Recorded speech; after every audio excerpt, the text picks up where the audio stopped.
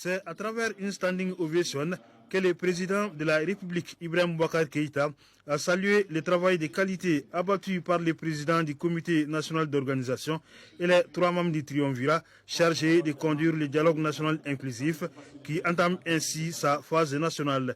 Durant une dizaine de jours, les participants devront mener la réflexion sur plus de 30 000 recommandations et résolutions formulées lors des concertations organisées dans 605 communes, 57 cercles, 10 régions et le district de Bamako, ainsi que dans une vingtaine d'ambassades et de consulats. Nous considérons ce résultat donc comme positif. Il exprime les craintes et les aspirations de la nation malienne à ce moment précis de notre histoire. C'est une chance inégalée que le peuple accepte de s'exprimer sur nos préoccupations majeures de l'heure et d'offrir des pistes de solutions dans la courtoisie la plus absolue et dans le respect de l'état de droit.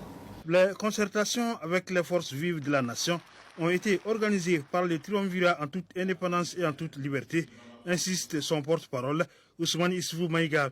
L'ancien Premier ministre se réjouit de la forte mobilisation de ses compatriotes et des débats fructueux qui s'en sont suivis, d'où sa conviction que ces assises permettront de consolider l'unité nationale.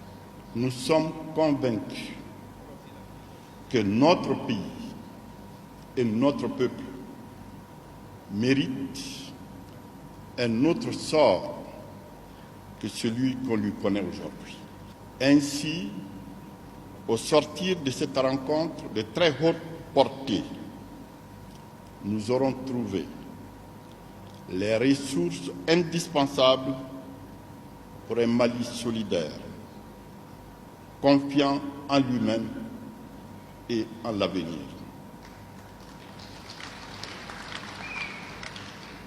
Nous aurons identifié le chaînon manquant pour la consolidation de notre unité nationale.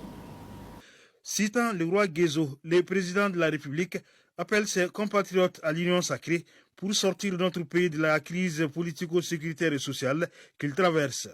Nous avons tenu à être en ce lieu pour que le Mali soit notre parole commune, notre réflexion commune, notre aspiration commune. Parler, réfléchir, respirer Mali ensemble.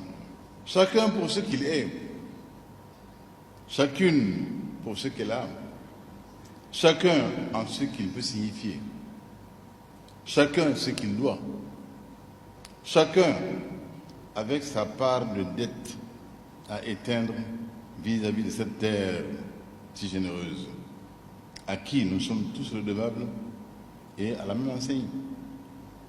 Tous redevables et à la même enseigne. Nul plus qu'un autre, nul moins qu'un autre. C'est à ce devoir sacré d'union, de consensus et de gratitude que nous sommes conviés ici. Car, vérité des temps anciens, un doigt seul, quelle que soit sa puissance, ne peut soulever la plus petite pierre.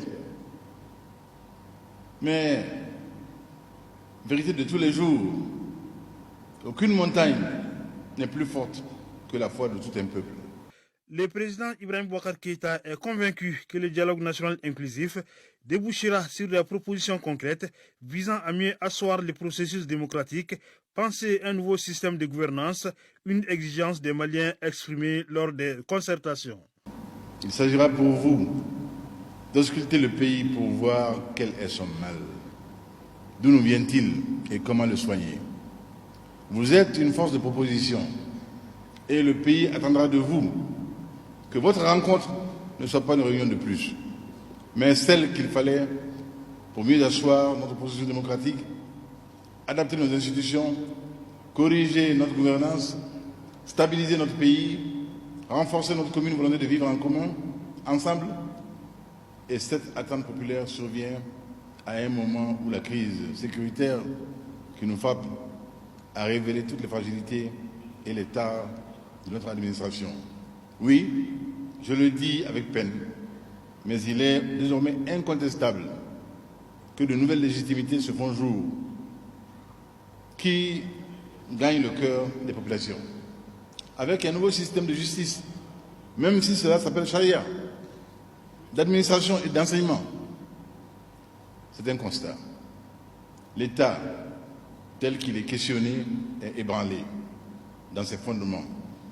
Vos assises doivent mieux analyser et traiter la demande de mieux d'État que le processus de décentralisation, réforme majeure du Mali démocratique, a permis de déceler. Car dans nos villages, nos communes, aux yeux de nos populations, plus rien ne peut être comme avant et ne sera comme avant. 3 commissions techniques seront constituées et travailleront sur les questions de paix, de sécurité et de vivre ensemble, la réforme institutionnelle et politique, ainsi que les sociales. Justement, le chef de l'État souhaite que la rencontre examine la question de la trêve sociale et les limites d'un pays en conflit. Le maire de la commune 5, Amadou Ouattara, appelle les participants à taire ce qui les oppose pour la réussite de ce dialogue. Auparavant, une minute de silence avait été observée en la mémoire des victimes des attaques terroristes.